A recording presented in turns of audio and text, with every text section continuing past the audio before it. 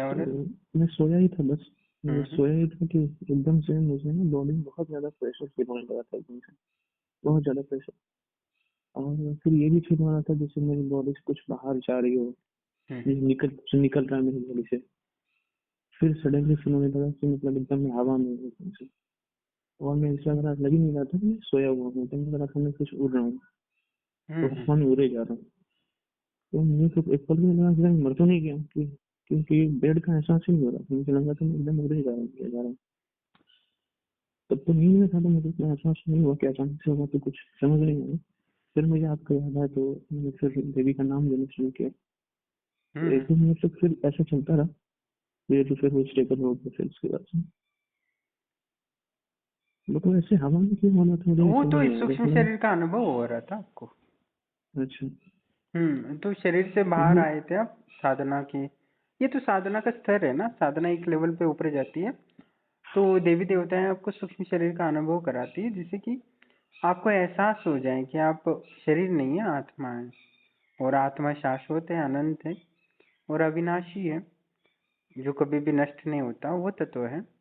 तो उसको आप समझ लो और अपने शाश्वत जीवन के लिए कार्य करो। क्योंकि बहुत सारे लोग बस 40-50 साल के अगले जीवन के लिए ही तैयारी करते हैं, पर जो शाश्वत जीवन है, जो विराट अस्तित्व है, उसके लिए कोई प्रयास नहीं करता ना। तो शक्तियां वो जी। आपको उस सत्य का दर्शन कराती है, परम सत्य का। तो इसलिए आपको वो सूक्ष्म शरीर का अनुभव कर रहा है, इसमें कोई संशय नहीं। वो तो हर साधक जो आश्रम से जुड़े है, उसको सूक्ष्म शरीर का अनुभव कराती है। अच्छा। तो ये पहली बार अनुभव होता है ना, तो थोड़ा डर लगता है, इसमें कोई संशय नहीं। पर वो सूक्ष्म शरीर ये का अनुभव था आपको। ये प्रेशर वगैरह फील होना मुझे बिल्कुल नहीं प्रेशर पहले हुआ वाइब्रेट हुआ होना, बहुत ज्यादा प्रेशर और वाइब्रेट महसूस होता है, अनईजी महसूस होता है, और उसके बाद शरीर से बाहर निकल एकदम हाँ, ये अच्छा, तो। एकदम सुखद ऐसा नहीं होता, वो एकदम वाइब्रेट होता है पूरा बॉडी, ऐसा लगता है कि हम मरने हाँ, ही हाँ, वाले हैं हाँ, अभी। और हाँ, उसके हाँ, बाद हाँ, शरीर से बाहर आते हैं, और जब बाहर हाँ, आते हैं तब हाँ, हमें महसूस होता है, तब हम कभी कभी अपने शरीर में वापस आ नहीं पाते हैं, कुछ सेकंड के लिए। तो हम वहाँ बाहर की जो दुनिया है सूक्ष्म जगत में, उसमें फंस भी जाते हैं कभी कभी। तो अनइजी फील या अलग सा महसूस भी होता है कभी कभी। ठीक है, हाँ, इसमें कोई संशय नहीं। क्योंकि सूक्ष्म शरीर हाँ, जो बॉडी है, उसके सेंसर अलग होते हैं और सूक्ष्म शरीर के सेंसर अलग होते हैं। ठीक है। हाँ, वो मुझे इनिशियली तो जब हुआ तो मुझे तो नींद में था, तो उतना रियलाइज नहीं, अचानक से हुआ तो कितने से हुआ। हम्म। फिर तो मुझे तुरंत रियलाइज हो गया कि शायद आपका कुछ है, तो फिर मैंने हम्म। बस नाम दिया, बस नाम लेता रहा मैं बस। वो एकदम से फिर हाँ शांत हो नहीं, गया था आपके वो। वो साधना का फल ये है, आपका जप का, कि जो आपको देवी देवताएं समझाना चाहती है, ज्ञान दे रही है। इसमें कुछ नहीं, तो वो तो अनुभव होते रहेंगे, इसमें कुछ नहीं। और वो जो मैंने अपने भाई के बारे में बोला था ना आपको, उस पर आपने कुछ कह सके? हाँ, अभी क्या बदलाव आ रहा है, अभी समझ में आ गया उसको कुछ? हाँ, वो समझ में आया मुझे, इसीलिए मैं पूछ रहा था। क्योंकि हाँ नहीं, पिछले आपने जिस दिन आपसे। प्रार्थना की है तो देवी देवताएं करेंगे। तो मैंने कहा था ना, आपका अभी भाग्य खुल रहा है, आप जो चाहोगे वो सब होगा, आपकी साधना फलीभूत हो रही है। ठीक है, ये जो अनुभव है वही उसी का है फल। और रही आपके भाई की आपके अनुकूल और परिवार के कुल के अनुकूल हो जाए, वैसे हो जाएगा, इसमें कोई टेंशन नहीं। अब जो भी उसमें बुराइयां लगती है, वो शक्तियों को बोल दो, वो कर देंगे, इसमें कोई टेंशन नहीं। ठीक, क्योंकि एकदम से उसमें मैंने चेंज देखा, एकदम से जिस एकदम दिन से हो आपसे जाएगा, बात हुई इसमें हुई कोई थी ना। टेंशन नहीं, हो जाता है।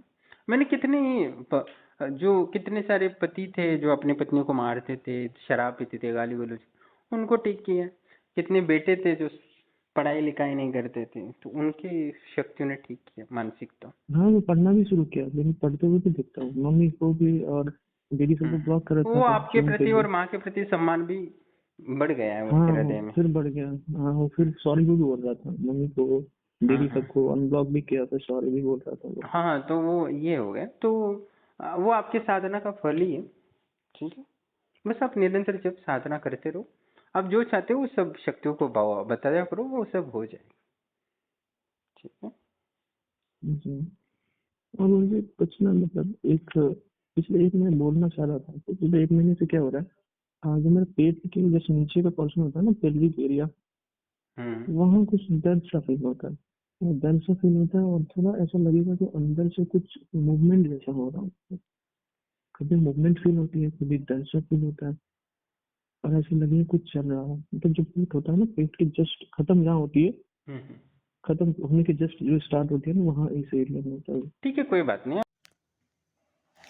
प्रणाम दोस्तों, जैसे कि आप ऑडियो सुन रहे थे और साधक बता रहा था कि जहाँ रीढ़ की हड्डी खत्म होती है, वो जहाँ कुंडलिनी शक्ति होती है, वह थोड़ा सा दर्द महसूस होता है। जब कुंडलिनी ऊर्जा जागृत होती है तो वह दर्द या वह मोमेंट कुछ ऊपर चल रहा हो ऐसा महसूस होता है, स्वाभाविक है।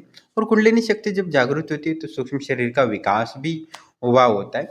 जब कुंडलिनी शक्ति तभी जागृत होती है जब सूक्ष्म शरीर की ऊर्जा शरीर होता है वो बढ़ जाता है ऊर्जा से, तब उसके बाद कुंडलिनी शक्ति का धीरे धीरे जागृत होता है। जैसे मंत्र आप जब करते हो तो धीरे धीरे आपके सूक्ष्म शरीर में ऊर्जा बढ़ने लगती है, और जब वो ऊर्जा पूर्ण हो जाए आपको सूक्ष्म शरीर का अनुभव होता है, जैसे साधक को अनुभव हुआ तब।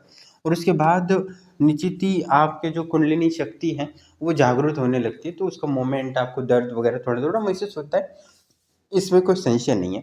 हाँ, एक विराट साधक होता है उसको बहुत ज़्यादा दर्द होता है, जो बहुत ही पर वो एक अलग ही दर्द होता है जो आपको ऊर्जा को जागृत करता है, और उसके बाद दिव्य प्रकाश और तेज भी महसूस होता है। तो कभी कभी किसी को बस असहनीय भी महसूस होता है, पर उसके बाद जो फल मिलता है वो जो चाहता है वो सब होने लगता है। उसके जीवन में जो कल्पवृक्ष की प्राप्ति हो जाती है और उसके जीवन में जो चाहिए वो होने लगता है। जैसे साधक बोल रहा था कि मेरा भाई पहले मेरी बात नहीं सुनता था, घर वालों की बात नहीं सुनता था और पढ़ाई लिखाई पे ध्यान नहीं देता था, अभी कैसे एकदम से बदल गया है, मेरी बात मान रहा है, अरुणी भाव महसूस कर रहा है। तो ये सब क्या आप जो चाहोगे वो सब होने लगता है। आप निरंतर जैसे जैसे साधना बढ़ाओगे आप देवी को पूर्ण सिद्ध कर लोगे, उसके अनुसार आप उसके बाद आपके जीवन में आर्थिक दृष्टि से, पारिवारिक दृष्टि से, प्रेम की दृष्टि से, या व्यावहारिक दृष्टि से आप जहाँ जिस कार्य क्षेत्र में करें वह सब अनुकूल होने लगता है धीरे धीरे। और भविष्य में जो संकेत या सही निर्णय लेने होते हैं जिससे हमारा भविष्य निर्धारित करता है, उस निर्णय लेने की क्षमता भी और दूरदृष्टि भी का विकास होता है, जो जीवन को एक सही दिशा देने में मददपूर्ण होती है और भविष्य के दुखों से मुक्ति और सुख और आनंद की प्राप्ति और समृद्धि के मार्ग खुल जाते हैं, इसमें कोई संशय नहीं। तो आप जैसे धीरे धीरे साधना करते हो तो धीरे धीरे आपके जीवन की समस्त दुखों का नाश होके, समस्त ग्रह अनुकूल होके आपको जो चाहिए वो सब मिलने लगता है, आप जो चाहोगे वही। बस उस समय ये ध्यान रखना होता है कि हम जो चाह रहे हैं वो महत्वपूर्ण हो, हमारे भविष्य के लिए अनुकूल हो। कभी कभी हम गलत चीज़ें मांगने लगते हैं हमारी गलत धारणाओं के कारण, इसका कारण भी दुख मिल जाता है। बहुत सारे ऐसे साधक हैं जिन्होंने सिद्धि तो कर ली पर उनकी मानसिक स्थिति ही सही नहीं थी, वो गलत चीज़ें मांग रहे थे, तो इस वजह से दुख मिलने की संभावना होती है। तो वो उस समय ध्यान रखना जरूरी होता है, कुंडलिनी शक्ति जागृत होती है कि हमें शांति से सोचना चाहिए कि वास्तव में हमारे जीवन के लिए क्या सही है और मैं क्या चाहता हूँ।